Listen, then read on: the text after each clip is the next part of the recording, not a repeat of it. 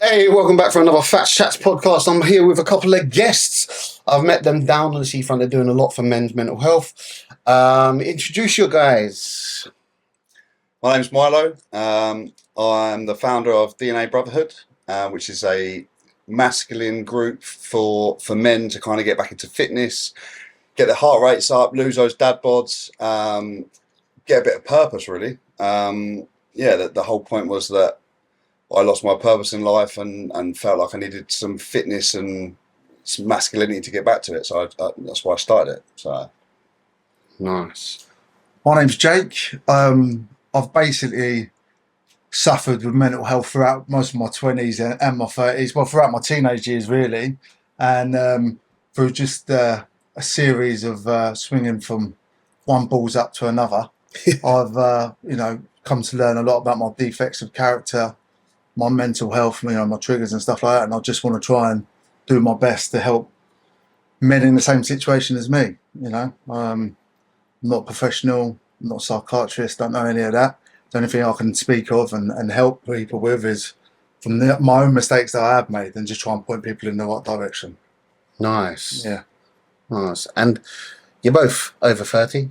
Yeah? Oh, indeed, yeah, unfortunately. That becomes more prevalent to us when we do hit 30, that men's mental health is more of an issue because some of our friends disappear. We hear more of men struggling more. In your 20s, you're a go happy young lad and haven't got a care in the world. You sniff anything, do anything, drink anything, go anywhere, fuck anyone, and then you're good. Bulletproof. Yeah, bulletproof. Yeah. And then you get over 30 and you attack yourself kind of mentally. So I feel like what you're doing is definitely saving lives. And if you help one person out of what you do, then it was all worth it. 100%. 100%. How do you feel that you're sea dipping, because you're both dipping in the sea at the moment? Yeah. How do you feel that's gone with the men that you met? Because obviously there's been some amazing stories, big turnouts, lovely atmosphere, great community. How do you guys feel that's gone down on the seafront? I mean, I think it's been received like amazingly, to be fair. I've been doing it myself for quite some time, trying to get a few people in, didn't really get much reaction. But the people that did come, there was a few of them, they loved it. And then from doing it, they came every week and the numbers slowly grew. Recently, obviously collaborating with Hunks and Hunks, it's been crazy. And meeting these new people, watching the guys get in, all chatting when they're down in the water, I think it's been received amazing. I think it's only going to get bigger, really, if I'm honest with you. So, yeah, I think it's like one of the best things I've ever been involved with, to be honest. Nice. Yeah. Yeah, 100%. I mean, for me personally, I think we sort of go out alone. And in this world, we have to put on a mask, we have to get on, we have to crack on, and life will throw its curveballs at you. And we live in a difficult age now, where we're expected to be in touch with our emotions, but we're expected to be manly, we're expected to be a provider, but it's such a complex place to navigate, and a lot of the time we do feel alone.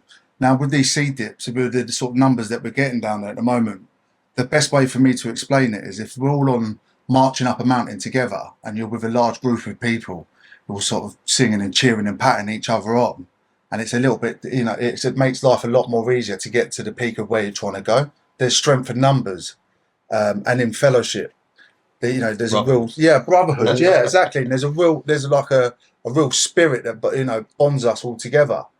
But if you was to walk up that mountain by yourself and it starts raining and there ain't that pat on the back or there ain't that cool mate, you can do it.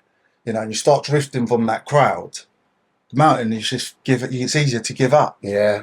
And what I've experienced from going down there on the Sunday mornings, it's such a big mix of people. You got builders, surfer types, people that used to box, ex-addicts, recovering addicts. There's such a big mix of people, and that's really powerful. Yeah. I'm just a divvy that's made a series of bad choices throughout his life, and I'm connecting with so many different people, and people are taking strength from me, and I'm taking strength from them, and all together, and even like it's just online now. I'm getting messages from people from the Trunk Science that I would never have normally spoken to. You know what I mean? And it's just it's a real powerful thing, and I'm proud to be a part of it. Really am. Do you not feel that puts you in a powerful position because you've referred yourself to as a divvy who's just gone through things in life? Yeah. But that's given you life experience to help somebody else up Yeah, 1,000,000%. Like, but listen, there's no two ways about it. For me, it was always an internal job. I always felt out of place from a young age, and I got told this saying at a young age, you know, if you're going to be stupid, you better be tough. And I always thought I was tough. It just turns out I was fucking stupid. Right? But having said that, I have made a series of bad decisions. I've got an addictive nature. I'm very impulsive. I'm aware of my defects of character. And I didn't realise it was an internal job. I posted it the other day. You know, I spent the best part of 10 years travelling around the world to get myself in all sorts of bother, you know. And what I didn't realise was it was nothing external. I blamed it on Eastbourne. Like, I've lost a best friend through violence when I was like 19. After that, my mind sort of just went west. And I was like, it's fucking Eastbourne. It's this, it's that. It's the drugs, it's the drink, you know, whatever it was. I blamed everybody else. Moved over to the Middle East. That lasted for 5 years. Yeah, that lasted for 5 years. I was in Dubai. And as you know, the laws are strict there. So, it didn't take long for me to get into trouble there. And then had to leave there. Then I was in London. And then I was in the Maldives. I've been in the Philippines, Spain, Morocco, all over the place, living in these different places. Oh. And I didn't realise it was everybody else's fault. Yeah. He's mugged me off. They tucked me in. This, that. And actually, I was the dickhead in all of it. You know, it was coming back and getting into my early 30s. I was like, it was no one else. It was me. It was an internal job. I didn't feel right. I didn't feel like I fitted in. And what I would do is I'd put myself in situations way out of my depth to impress people. Yeah. And now I just feel grounded, and I just want to keep my feet planted firmly on the deck, because I have had enough highs in my life to know what goes up must come down. Yeah. So I just keep myself grounded now and just do the silent work. I'm not trying to preach recovery. I'm not trying to preach mental health. I've got my own experiences that I've been through in life, and I know if I keep myself grounded, then I'm in a pretty safe place. And then just do the silent work. I just feel plugged in at the moment. I feel really, really plugged in, and I'm doing the silent work, and that speaks a lot louder than bullshitting people in the kitchen at 5 o'clock in the morning. How well I'm doing, which I did for years. I think we've all been there. That kitchen session, big dreams, big talks, and then we repeat it next week. I'm sitting there like I'm Alan Sugar, and then waking up the next morning crying to myself like I'm gonna fucking end it. So it's a crazy place to be, but I'm grateful that where I'm at today, and from the experiences that I had, it's got me to where I am now. So what about if somebody's watching this or listening now and they're still in the kitchen, they're still waiting for the hot plate for somebody, they don't have a fucking clue who they are, and they're waiting for the microwave to ping so they can have that hot plate and they can get their next line. How did they get the accountability and the responsibility that you've obviously taken on to change your life? Well, I think that I was always said, try and give sobriety a try. If you don't like it, you can always have your misery back. So I stay by that, because I know I've had enough miserable years in my lifetime. And it was just the short fix. I'm always looking for some sort of fixes, either food, relationships, whatever. That will always be in me, but I'm aware of that now. That's a fucking powerful saying. Yeah. Give sobriety a try. If it fails, you get your misery back. Yeah. If you don't like it, have your misery back. You can have it. Is that a saying through fellowships, or is that somebody? It's just I've heard it, around in sobriety, and it really stood out to me. And the other thing as well that I want to make perfectly clear to all the men out there now: I'm 35, and I fucked about throughout my 20s and my teenage years, and I'm 35. And what we don't realise, if we go on statistics, right? If you don't want to think about the higher power and this, that, the other, or God or whatever, that's absolutely fine. So if we go on science, we go on statistics. Most men die by the age of 70. I'm halfway through my life. The last part of half of my life needs to have purpose, mate. Yeah. Someone told me that not too long ago, right? And I went, fuck off, I'm not that old. Yeah. And well, you're halfway through your life. The average age expectancy is 70. So scary. So what am I going to do now? It's what we do now that creates our future, right? 100%. I can't fix yesterday. That's been and gone. Yeah. 100%. You was born one day, you died one day. Yesterday's dead. Tomorrow hasn't been born. So all you got is today. Yeah. And that's so powerful. And once I got my head around that, just for today, I'll keep sober. That's fine. But all I have is today. So this could be my last day on earth. It's so cliche, but tomorrow, I promise. There's been times in my life, right, where I've, the old saying, you never know, you could get hit, you could leave your house, get hit by a bus. I used to think to myself, if I was that lucky, I've been that low. And thank fuck I'm not there today. I've only got said that today. many times, yeah. People be like, don't fuck up, don't do this, you could get that. And I'm like, I'm not that lucky to get hit. I'm not that lucky to die from that. I've been in times where I've sat there wishing that a comet would hit the earth so everybody would die at once. I wouldn't have to mourn anyone. No one would have to mourn me. How selfish is that?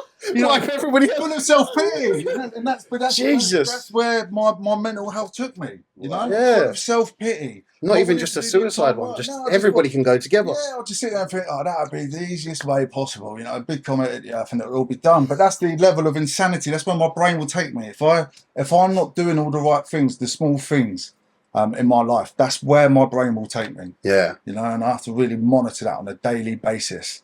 And every morning I wake up of sound mind. I'm grateful for that. Yeah. Super powerful. Yeah. Yeah, definitely. I think a lot of men will kind of listen to that and be like, you don't understand. Yeah. And they'll give themselves the excuse or they'll go and repeat the cycle. But what they don't understand is to get to the end of that journey, it's just literally that 1%. You only need that 1% today. Yeah. Or on the last podcast when we had Joe and James, we was talking about you just have to get to tomorrow. Yeah, tomorrow. Right. I saw that. That's extremely powerful, that. Yeah, it's very powerful. Coming back to the sea swims, and we was talking about masculinity for men. Do you think that's dwindled so much that I think a lot more men suffer because they haven't got the masculine side? Yeah, I think so. I think, like, obviously with the turn of social media and feminism, not that I've got anything against that in some way, I do in another way that is kind of made men feel bad for being men these days. Yeah. And there's this whole like toxic masculinity getting thrown around, and men nowadays don't know what being a man's all about, I don't think. And I think that it troubles men's minds beyond their consciousness. I think that they want to be masculine, and that they're afraid of being masculine. Yeah. They're afraid of being labelled this like typical toxic masculinity bloke, and I just misogynist. Yeah. It's just to my opinion, I think that's wrong. I think that this world needs men. Yeah. It needs real men. It doesn't need this like half-assed man that the world's trying to make these days. Yeah. Like, I mean, like I've got two young boys and two young girls, but my two young boys, I've really tried to bring them into this world being men. Yeah. They're very active. They look after themselves. They're very gracious. They'll open the door for women and for men. Yeah. And they'll stand and shake your hand. And I think that's important these days. It's rare. It is. It really is rare. But I've really made an effort to make sure that they understand that men are important. Yeah. And I just feel like it was lost. And for me, from my own perspective, is that I went through a real dark patch in my relationship, with work, with my life. I was always so driven in so many things. I kind of got to this point where I just felt lost. I felt like I put on loads of weight. I was always driven and kind of had no drive left. I was doing like the rat race of life. Do you know what I mean? That I was going to work every day, coming home, sitting in front of the TV, paying bills, having no money left, and then just repeating that cycle. And I just got to the point like, what is the point of this? Do you know? It comes back to what Jake was saying about the purpose. Yeah, you're constantly on the move. You're constantly working. You're constantly doing things that the missus wants to do, the kids want to do, the family wants to do. You're constantly trying to earn more money. You're worried about bills. And the only time that you get to yourself is in the drive on the way home, or when you park the car and you sit in the car for 5 minutes. You think, what's the fucking point? 100%. And not just that. Like, me and my missus went through like we went for a tough patch at that time, and that's why like all of this came to head, was one of the main reasons. But I just felt like I had nothing. I used to like play a bit of poker, or I used to like play some six-a-side football, or go to the gym or whatever, and then those kind of just dwindle away because I'm a bit of a people pleaser. So I end up going like, I can't really do that because she's not going to be happy, or I'm not spending enough time with the kids, or do you know what I mean? Yeah. So then I kind of got to the point where I was just sitting there. And I had enough. I literally had enough, and I got really dark. I mean, without going into too much detail, and my sister basically saved me with a phone call. And from that point, I kind of realised that I was really close to like leaving my kids without a dad. And that, I mean, not many people know that, but that really, really shook me hard. So I just started running, and it really helped me. I was just running on my own. After my run, I was getting in the water. Then I started getting my sons to come with me, my nephew, and then it started like really helping them as well. And I thought, you know what, this is so powerful. This is so powerful. It goes beyond me. It goes beyond everyone. This is so powerful for men. Well, it's powerful for everyone. Yeah. From my perspective, it's so powerful for men, and getting that purpose back. And you know what? It's so hard to like get people actually out to do it, which is so surprising, because when they do, they love it. Yeah. They absolutely love it. But saying to someone, do you want to come for a run on a Sunday morning at 7 o'clock? They're like, yeah, right. Yeah, it's like the hardest part of the run to get your trainers on and getting out the door. Once the door closes behind you, you're gone, aren't you? Everyone's like, oh, it's Sunday morning, I want to lay in. I'm like, I'm in the mindset, it's like Sunday morning, I want to be out there. I want to be seeing the birds, hearing the sea, running, like getting, like feeling like I'm uncomfortable. I want to be uncomfortable. I'm in the pursuit of uncomfortableness. That's what I'm I think a lot of people live for the weekend as well. Like, they hate their job and they're stuck in that mindset. Like you said, they're stuck in that, I don't want to be here, I don't like this, I don't like that, I haven't got nothing for me. And then it gets to the weekend and it becomes drinking drugs. Exactly. Whereas if you're living out for 2 days out of your whole week, most of your year has been thrown in the bin. Exactly. And so why not make the most of it? Go for that run. Is that living though? It's like going to the pub and getting pissed up or I don't know, like sniffing gear all night long or whatever. To me, that's not living. I've done that, don't get me wrong, but how I feel now is I'm living and I'm only just scratching the surface. Yeah. Like I there's so much more I want to do. And really I would love to be doing and helping people every day of the week, not just on a Sunday or not just on these like odd occasions. I want to be doing it with all my time. That's what I would love to do. Obviously we've got work, haven't we? Yeah, of course. And this is the thing as well, like people get stuck in the weekend trap, and I have done for years. But you know, them 2 days of like Friday night, Saturday night, sometimes Sunday. I mean, the most loneliest place in the world is probably a pub on a Sunday evening. If you've ever been there, right, you know, it's pretty dire situation to be in. But what people do is they hit the Friday night, they hit the Saturday night. The mental health's out the window until Thursday, right? So what you're doing, you're either out of your head or you're mentally unwell for the majority of your week, and that can go on for years. Yeah. So you spend years unwell, physically, spiritually, mentally unwell, just through substances or alcohol, and that feeling alone. And you know, I can remember, you know, for me, it really sticks in my mind. No one wants to go to hell alone. Yeah. So you drag your mate along with you, or your mates will drag you along. Because nobody codependency, yeah, of course. So it's like, oh yeah, but I'll get him out. He's a good laugh. What you're really saying is, I know that he's willing to go to the depths that I'm willing to go to. You know, what I've found throughout my 20s is I would hang around with people that wouldn't question my partying. Yeah, and they would allow it to happen. And yes, men. Yeah. No, they're not real friends. They wasn't real friends, and they like me, but that's the only thing we had in common was partying. You know, oh yeah, get them out. It's a good laugh. I'd go to a pub like there when I used to run an office in Brighton. And there was a pub next door, and I'd go there on a Friday afternoon. I remember one time I got to know like the staff there, and one of the staff said to me, "Why is it so miserable? You've been paid, and it's a Friday." And I sat there with my beer, man, and I thought, you haven't got a clue where this weekend's going to take me. You know? It's like the devastation is you already knew it was coming before. I already knew it coming. I was like, there you go, this big wave of depression coming. There's going to be no sleep this weekend. You know, so everything's going to be out of control. If you knew that was coming, why didn't you change it? You know, this is a good question. I was deeply unhappy, as we discussed before this. You know, in my depths of unhappiness, I got myself up to 28.5 stone. I was always looking for a fix externally. Yeah, whether it be drinking, partying, food, all of that stuff is all external stuff that made me feel better at that time. I mean, even like when I was 28.5 stone, I just goes on the street. My Deliveroo bill one month was £1,000, right? And I used humour to cover up my sadness a lot, right? So it'd be a running joke. I'd be like, "Oh, I've hit a hat trick today," which meant 3 takeaways in a day. Right. But my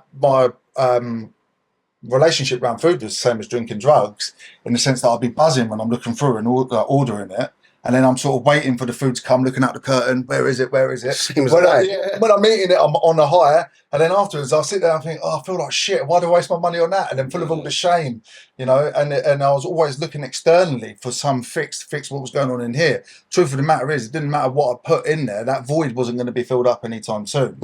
And again, like I said, the amount of geographicals I've done, you know, different countries, you know, this, that, the other. There was always the same outcome. I think fundamentally, I have an addictive nature, and nothing's ever enough. I still have to watch myself now. If there's a packet of biscuits, I want to eat the whole thing. You know, I have to really keep a close eye on my behaviour on a daily basis. You know, I can't ever take my finger off the pulse in that sense. But I think the depression come on and my mental health come on through my lifestyle. I was living a very dishonest life, and I think secondly, you know, there's a lot. You know, some people say you're born addicts or you're born with addiction issues, and I think, you know, from my earliest memories as a kid, I never quite felt right. I never did, and I still don't now. Yeah. You know, and that's fine. I've accepted who I am now, but I couldn't at that time. And the other thing, I just thought it would stop. Thought it would stop. I thought one day you just woke up a grown up. I think everyone Right. feels that. Yeah, I think one day I was always just going to felt wake up and go, "Oh, I'm a grown up now. Yeah. This party and stuff Grow out stopped." of it, yeah. And it never did. And yeah, I had several rock bottoms, and I look at them rock bottoms now as you know, real gifts. And I have to keep them at the forefront of my mind on a daily basis. And that's not me being negative or looking into the past. It's just to remind myself, if I let this run the show, Yeah. if I'm spinning all the plates at once, they're all going to come crashing down, and I'll be going down with it. And so I have to remind myself of that. I forgive my old self. Yeah. And I totally made peace with who I was and who I am now. As I always say, it's the day that counts. But I do need to remind myself of just how mentally unwell. If I don't keep my finger on that pulse, if I don't stay plugged in with my higher power, if I don't stay plugged in with chaps like yourselves, my brain, my illness, my mental illness, what it wants me to do is isolate myself and it just wants destruction. And there's a part of me that loves chaos. Yeah. I fucking love it. I love the insanity. I love the madness of it, the loud music, the being in trouble, all of that. I love it. I thrive off it, right? But I also know that it makes me very, very unwell. And I'm happy with what I've got. I'm at peace now. It's taken me years to get there. Still got a long way to go. And like I said, but just for today, I'm at peace. I'm comfortable, and I'm happy. But it's like I said, my mind will take me to some weird places on a daily basis, you know. But yeah, I think it's just keeping the finger on the pulse and reminding myself of them rock bottoms that keeps me grounded. So what would be your advice to somebody who also loves the chaos, also thinks they're going to grow out of it? You know, they're mid-20s now, and they're watching this, listening to this, and they're like, yeah, I'll grow out of it one day. I would say replace that form of chaos. Mm. Chaos doesn't have to be negative chaos, in my opinion. If you go into complete chaos in fitness, Yeah. if you put yourself through the ringer, and like I've said before, try and be comfortable being uncomfortable. If you're always putting yourself in uncomfortable positions, but in a positive uncomfortable position by being healthy, or I don't know, starting a side hustle, or trying to mentor someone else, just trying to keep yourself busy and create chaos in that way, in a positive way, that could help someone in their 20s that are a bit lost, who is putting that chaos into sniffing gear or whatever. I mean, if you put all that focus into the gym, let's say, what you could achieve in the gym, or in a business, or I don't know, there's so many things that it's Replace packet with protein. there you go. Protein. Yeah. Yeah. Yeah. I think with a lot of young people, we do have like a lot of, especially young men, we do have the addictive nature. We do want to repeat the cycle, and it's hard for us to get out of that. So replacing something with something better is definitely an option. But how do they get to that next stage? How am I going to... So I'm a young man, I'm going out on the weekend. I've got friends who go out, we sniff up, we go to people's kitchens. If I change that, I'm now no longer fitting in with my friends. And now I'm the outcast. Yeah. I mean, in my opinion, that's a really difficult one. It's a really difficult one because you've got to want to change. Yeah. I think that's for first and foremost. You've got to want to come on a Sunday morning for a swim, or a little bit later for a run. You've got to want to put yourself out there. And if you're not prepared to do that, or you're hiding behind, oh, these are my friends or whatever, it's going to be really hard to get someone away from that environment, in my opinion. I think that they need to be willing. I mean, obviously you could maybe try and reach them a bit more. I mean, everything we're all trying to do, especially at the moment, is reach the masses to try and like make this a bigger thing for everyone. Yeah. But they've got to want it. They've got to want it. I think it comes back to me and Tasha was in here, and I think me and the lads the other day. You can take a horse to water, but you can't make it drink. Exactly. You could shout at people until you're blue in the face. Get off the packet, my man. And stop drinking, my man. Come for just a swim. They might one weekend. They might go, yeah. That's what they need. Just that one step. Yeah, of course. I mean, look, no one wakes up on a Friday morning and goes, I'm up for fucking my life up today. You know, they don't. No. Yeah, and I think, like, you know, a lot of it comes down to maturity. And what I will say, if you're young and you're going through this, yeah, you might think it's not that bad yet, right? But when you're in chaos, right, it's full of the yets. Yeah. So in my early 20s, yeah, but that hasn't happened to me yet. By my mid 20s, that had happened to me. Yeah. And it goes on and on. People's different. I've had some really bad rock bottoms, yeah, and I've still gone back out and tested the waters because I think, this time round, I've had to smash my ego. My ego was running the show, yeah. So I've had some horrific rock bottoms. By most people's accounts, they would go, "Surely you've had enough." Yeah, and I hadn't. Yeah, I'd cut them for punishment. Yeah, that's the truth of the matter. But just be aware that some people's rock bottoms is death. Yeah, and I've seen it. I've lost people that I know that I went to school with through drugs, through violence, and some people, look, this doesn't go out to the people that can have, I'll call them the 1, 2, have a few crew, right? Yeah. So you've always got that mate that can go out and have 1 or 2, Yeah. and they're like, well, why don't you just stop? And I'm like, see, that's me. That's me. Yeah. I don't have addictive personality. Really. Yeah. So like we're at the opposite ends of the spectrum. So like you'd go to me, oh, let's go out for a beer, right? You mean a beer? If I say to you, come out for a beer with me, what I mean is, you wait for your missus to leave you by Sunday because we're going at it, right? I'm not going to let you go home. And many times I've fallen down that trap. Me and the pals used to say, "Oh, we'll go to David Lloyd's for just a couple games of pool." Yeah, and you're turning up at 5 in the morning. Yeah. So I thought you was going for pool. Yeah. Well, we did, and then 3 beers turned into 2 bags, and then next thing I know, I was at the club, shirt off, thinking I'm the man. Yeah. And so, but you got to be able to take the time to look at your circle, and I think deep down in yourself, I always knew that there was an issue, and at times in my life I was in total denial. But again, if you went into a bar and you asked for a pint, and the barman said, "You can have this pint, but you might lose your missus by the end of the night because of your behaviour," and you go, "Oh well, all right, just give us a pint then, mate," and then like on the second pint, you might drive home tonight and crash your car and lose your license, and then you're going to lose your job. Yeah, all right. You give it. If there was them warnings before, you would think, I don't know if I fancy that. But we only learn through experience, and through my own personal experience, I've had to feel it. I've had to go through pain, unfortunately. Which your pain is a blessing because it saved your life. Because you would have ended up there. Yeah. And I've been through pain, but I was that. Throughout my 20s.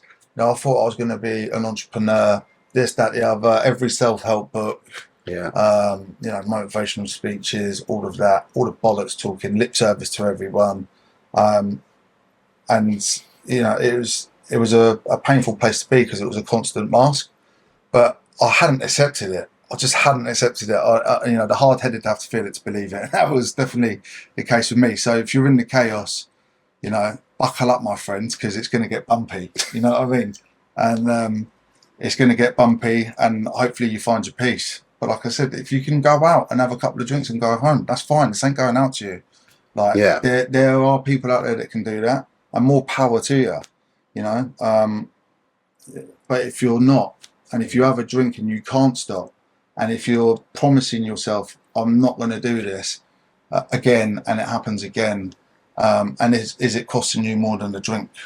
Eventually it will. It won't be just the money you lose. It'll be the relationship, the job, the opportunities, your health. These are things that are all going to start slipping away. Your mental health. And there's many, I'd say young lads, not so young anymore. They're my age, middle. We're all right. They are on the antidepressants. They are thinking about suicide. But they're also sniffing still. They're also down the pub still. And to me, that's mind blowing. How can you be on antidepressants whilst taking depressants? Exactly. And how do we slip into that cycle? You can go to your doctor and get all the antidepressants you want in the world, but you haven't gone to the gym. You haven't spoken to a good friend. You do sniff coke. You do drink. And any rational person, if you said to somebody, "Oh, here's an antidepressant to get better, here's the cocaine to get worse. Here, take both." That's fucking stupid. Why would they ever do that? So how do we get into society or people or addicts that do it repetitively? They take the antidepressants Monday to Friday, then get on the packet Friday to Sunday, and then get back on the antidepressants. I think, like, for me personally, is that if you've had these experiences in your life, it's important to talk about and make it aware, because what I didn't realise is that there's thousands of people like me, Yeah. and I always thought I was the only one. Like, oh, poor me, no one's had this life. Oh, poor me this, poor me that. You know, no one understands how I feel. And actually, thousands of blokes, like, you know, I'm no exception to the rule. There's loads of people that have been through worse than me or not. But the one thing that I did find, you know, the common thing that we did have is that we suffered with mental health and we suffered with some form of addiction issue, whatever that may be. And I think if you are somebody that has experienced these things, it's very important to talk about it and not hide in the shadows, because there might be someone, like I've posted a couple of silly videos on Instagram. I call them silly. I'm just having a laugh, you know what I mean? Yeah. And I've got people messaging me that I didn't even think, people from, you know, all like not weird places, but people, like the last people I would expect to message me that I've looked at for, they've always had their life in order. Yeah. And saying that they're struggling. And I told them the same thing. I send them to a certain website. Yeah. I follow a 12-step program. Yeah, and there'll be people there that will be able to help them more than I can. Yeah, because my way of life, my way of thinking's got me here now. Yeah. Yeah. But I'm just a man that's made plenty of mistakes. Yeah, and I don't have the answers, but them rooms do. Yeah, and you'll be around people that have experienced what you've been through, and they've got years of sobriety under the belt. You know, I'm talking about some people that I've had conversations with that have been sobriety for 40 years. And they've been through the ringer. You know, we think we go through so much. You know, I've lost loved ones. I'm 35. I've carried a few coffins in my life, and you know, I always thought, oh, poor me. You know, why has this happened? But these people have gone through that in sobriety and dealt with it. You know, and so it's, you know, if you, my advice to you is, if you are struggling, reach out. It's funny, yeah, because I was thinking about it walking here from work today. Like, oh, people say stay hydrated, and I wanted to do a little video about it. Like, no, stay in touch. Yeah. Hydration will keep you alive, yeah, but so will staying in touch. Whether you're staying in touch with a loved one, or if you've got a loved one you think struggling, stay in touch with them. Yeah. They might isolate themselves. They might not get back to you, but that one message could save your life. Yeah, 100%. Yeah, it really could. I think that's when you say stay in touch. I think the conversations that we don't want to have, somebody else is scared to have. Yeah, and even if, say, you two are going through the same shit, you're scared to have the conversation, but he needs the conversation. Yeah. So you reach out to talk to him to help yourself, but eventually you're actually helping him. Yeah. And I think that's one of the most powerful things, because we don't know what somebody else is going through. And that only became relevant to me when I did hear of somebody taking their life, and you're like, they were so happy. They were Jack the Lad. They were the guy. They were always happy online. They were always happy at the party. They was always tough, macho. And another instance, and I remember saying to one of my friends many years ago, I was like, how many times do you think about suicide? And when he said to me, none, I was like, oh shit, I'm different. Yeah. And that one hit me hard as well. I was like, oh, I thought everybody did. Yeah. Because you think it's normal. You think it's average. Everybody does it. But it's not. And I think that conversations that open up the doors to, shit, we are a bit different. We are going through different things. And no matter how many times you put on a happy face online or tell everybody on Insta you're winning at life, you don't know what's going on behind the closed doors. I had one this weekend. Like after the run and that, I had a bit left time in the car, and I went and sat in the wish tower. And there was a guy, Julian, who was just helped with the Hunks and Trunks in the morning. And I just sat on this bench, and I didn't even recognise he was there, and he just sort of come over and introduced himself. He says, I feel like we need to have a chat with him. So I just sat with him, and I just literally just opened up to him about so much. I don't even know him. And it was just like the most profound experience I've ever had. It was just, it was crazy. And it was just, he just came and reached out to me. And I just must have needed it at that one time. And I broke down in tears on the bench with him and everything. That's not me. I don't really talk about stuff, and I obviously need to. And this is highlighting for me how much talking is just such a powerful thing. Do you know what I mean? Yeah. Which being able to let go, I think it's so important. We keep things like so locked up. Yeah. We're all in this life victim of circumstances, and like what I've come to learn is that I can never control what's going on in this world. I'm powerless over it. Yeah. Right. But what I can control is how I react. And for years, you know, I couldn't control that. You know, what happens outside, and you got to accept that in this world you are powerless. There's certain things you're going to be able to control, but ultimately, like, we try and control everything. You know, our career, this, that, the other. But sometimes we just got to let go a little bit.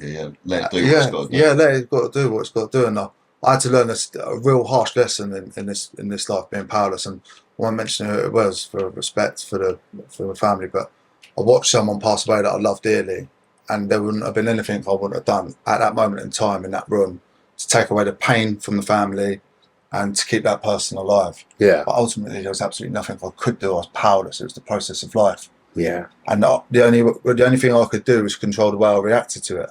Yeah. And I didn't control the way I reacted to it. I let my emotions go, and it took me to a dark place, which ultimately brought me into recovery. Essentially, trauma will do that to you. Yeah, of course, Yeah. of course. But it was a real powerful lesson in sometimes, Jake, there's things in this world beyond your control. Yeah. And you just have to accept that. Yeah. Right? And by going out and getting drunk or isolating or whatever, that wasn't going to fix it. Yeah. It's not acceptable. So the only control I had was the way that I reacted to it, regardless of the trauma, regardless of the pain. Go and get well. Because you got to be, your morals and your principle and your health and your mental health have to come first before your family, which sounds mental, right? Yeah. But if you don't have them in place, what good are you to your family? Exactly. What good are you to your community? Yeah. They have to come first. That's the basics. Comes back to the story of the two brothers, which I'm sure many of you heard. You got two brothers, alcoholic, abusive father. You know, he's a terrible upbringing from both. One brother goes on to be an alcoholic, just like his father. He's abusive, just like his father. He throws his life away, just like his father. The other brother goes out to become a multi-millionaire, successful entrepreneur. Because if you ask them both, they both say, "I seen how my father was, so I followed suit," or "I seen how my father was, so I never wanted to be like that again." And it's the same, it's the same situation. Both guys went through the same shit. They just seen it differently, and it's how they reacted to the same situation. Yeah. And I think we can take things in different strides or different lights when we go through different things. Yeah, 100%. So coming back to somebody who was going through something right now, and they want to be emotional, they want to be reactive, they want to go out the weekend. It's my dad's fault, it's my girlfriend's fault, it's my wife's fault, it's my job's fault. How do they change that mindset to be less reactive? I would say dive headfirst into something that you're, again, put yourself in an uncomfortable position. Go and have a conversation that you wouldn't usually have. Reach out to someone that maybe you wouldn't usually reach out to. Start a new hobby.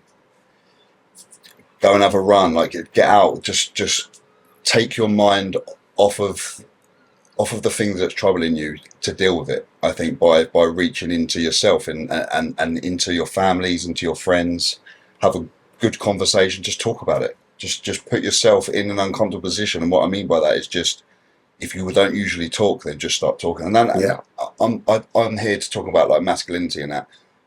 People confuse masculinity with being strong and not having to like have. You can still be a strong man and have people that you talk to. It doesn't have to be everyone. You don't have to open up to everyone, but you can. You have, like you said, if you don't look after yourself, what good are you to anyone? Yeah. You can't be a good father. You can't be a good partner, husband. Essentially giving from an empty cup. Yeah, 100%. You need to protect yourself, and by doing that, I think there's so much in hobbies, fitness. I think if you've got no hobbies, no fitness, no drive for anything, you're just gonna go into a hole.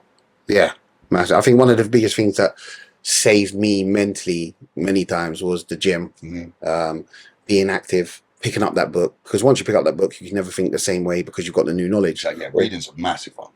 Yeah, or talking to that person. You know, you might go find that coach, that mentor, that group, that fellowship. It's the way of changing your thoughts so you never think the same way you did before. And no matter what it is to change your thoughts, just go after it. At first, it might just be watching a couple of YouTube videos that slowly shift your thoughts. Those motivational videos are really powerful. Yeah, and if you do that daily, after a period of time, your brain starts to change. And when your brain starts to change, your life starts to change. And that was a big thing for me over the years. It was always packet, drink, drugs, fun times, living for the weekend. Then I started picking up a couple of books. And when I started picking up a couple of books, I started traveling from here to London by myself just to go to success seminars. And then I'd come back because I was around entrepreneurial people or people with better mindsets. And then I started looking at people around me on my actions, and I was like, what the fuck am I doing when there's people out there doing this and I could be this? So I was opening doors or avenues to a new lease of life. And I think a lot of people could do the same thing, whether you do start with that one podcast or that one video, or you do go to that one meeting, or you go for the C dip like you guys done. That's your first step to life change, but it's just that first step, that first day. Well, then as well, like what's the definition of like insanity? Is doing the same thing expecting different results. Yeah. Like you can't keep going to the pub. You can't keep like doing gear or whatever and expecting something just to be something to change. It's not going to change. It's only going to get worse or stay the same. Yeah. So it's about making that change, be that change that you want to see. You have to be that change, and you just have to have enough courage to do it and get out there and do it. Otherwise, nothing's going to change, and you're just going to get more and more into that hole.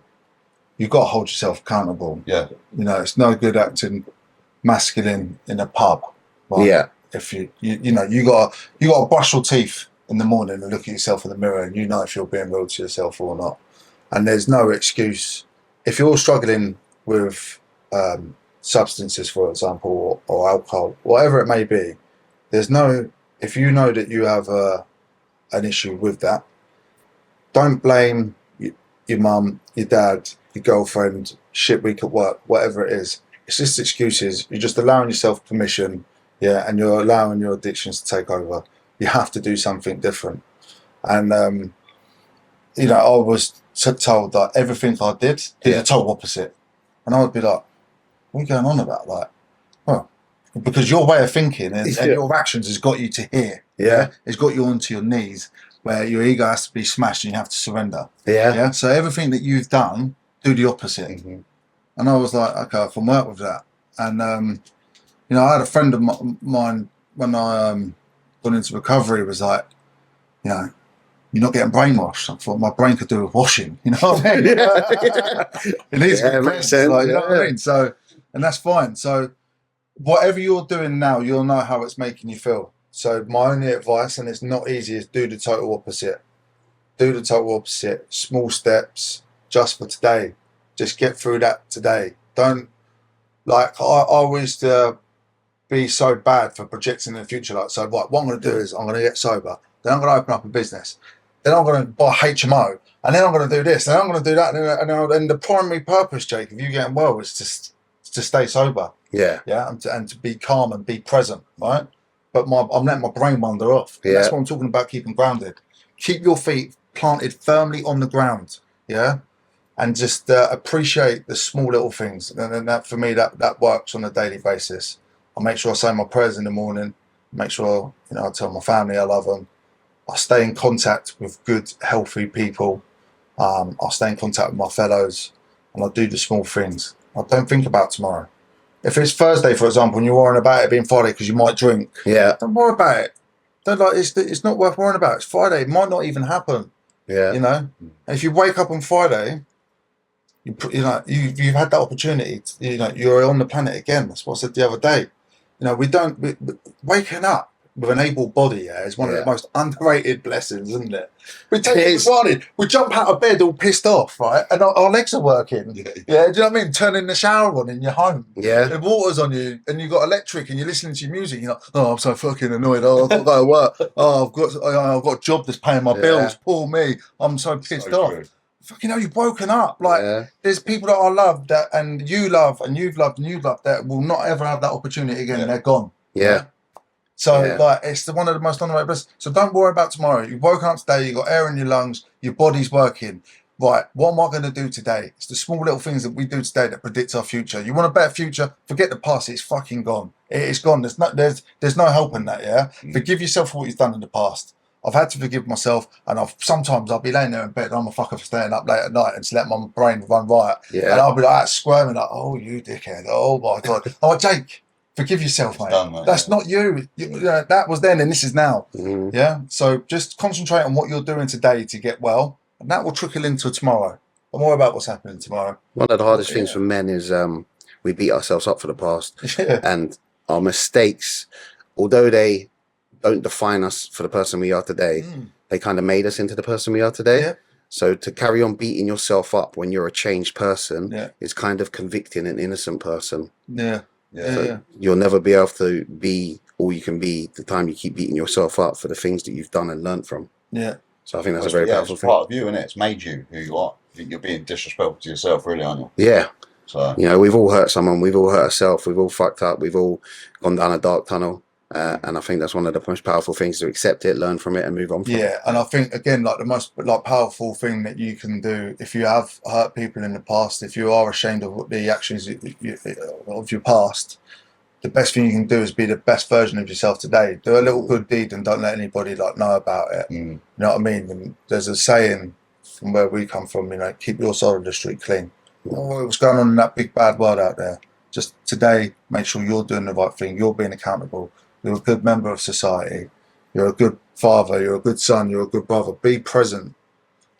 Raise your presence with people that you know are struggling. Don't look down on them.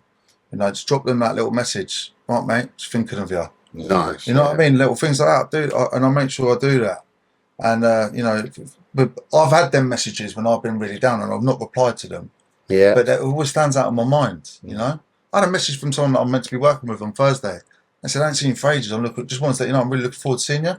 I fucking put a right spring, what's that? Yeah. You know what I mean? It was a Monday morning. All of a sudden, I felt like moonwalking to work. I'm like, yeah, someone likes me. You know what I mean? It sounds silly, but it's just nice to let people know that you're right, man. I'm just thinking of you. All right, just checked in on you a while. I hope you're all good. You need anything, give me a shout. Yeah, that is nice. Do them little things in the morning. Send out your messages to your family, to your friends in the morning. It'll make you feel better. Yeah. Yeah, count your blessings. It's so important, count your blessings. Woken up. Shit, I'm alive. My body's working. I've got friends. I've got family. I've got a fresh start today. Shit, just small little. It don't have to be a massive list, but just take stock of what you are grateful for. Yeah. Don't have to let the whole world know it. Yeah. Don't have to post on your Instagram or any of that. You know what I mean? Just that's the other thing as well. Like with how men feel alone. It come into my mind today. Social media plays a big part in it. We're all aware of that, right? But like when we was teenagers, we knocked on for each other. Yeah. You go knock for your mate.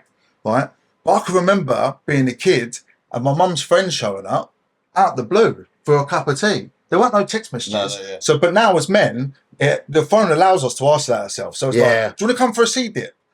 Right, you could just make up a bollocks excuse like, I can't. My kid's got a dance lesson. Can't do it. Yeah. But back in the day, someone would have just showed up, knocked on your door, going, "Come on, I'm going for a swim." Yeah. It's A better way of living. Yeah. Because it's taking that social aspect. With the phones now, it allows us to make an excuse. So if you don't feel like doing something, it's normally when you should be doing it, And but yeah, that pops into my mind today. So my brain fires off all the time. That's good though. Yeah. So just wrapping up, where can people find you? People can find me on Instagram at DNA Brotherhood _official. And also DNA Brotherhood _official on Facebook as well. Nice. I've just got a little Instagram called Jake's Journey 1990. It was the year I was born. Catch me on there. Like I said, I'm not a trained doctor. Yeah, I'm not a therapist. I'm a geezer that's just made plenty of fuck ups in his life and knows what works for me. It might not work for you. I won't give you any advice. Yeah, I can share my experiences with you. If you want to chat, I'm there. And I will just point you in a direction that works for me. Give it a go. If you don't like it, have your misery back, mate. It's fine. You know what I mean? You can have your misery back. Also, like I said, get in touch with Mileo. There's the Trunks and Hunks. You're not alone. There's some blokes come down there that don't even talk to anyone, but they're there. It's just being around people. It's powerful. Yeah. So just get down there, drop me a message, drop Trunks and Hunks message, Mileo at the DNA Brotherhood. We're all in it together. Yeah. 100%. That was a powerful and real podcast. Thank you very much, guys. Thank you very much. Cheers. Thanks for having us, Thanks mate. for having us, mate. Appreciate it. Yeah. Hey, we're out. Peace.